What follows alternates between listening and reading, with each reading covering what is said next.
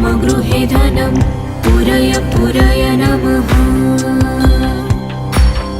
ॐ ह्रीं श्रीं क्लीं श्रीं कुबेराय अष्टलक्ष्मी मम गृहे धनं पुरय पुरय नमः।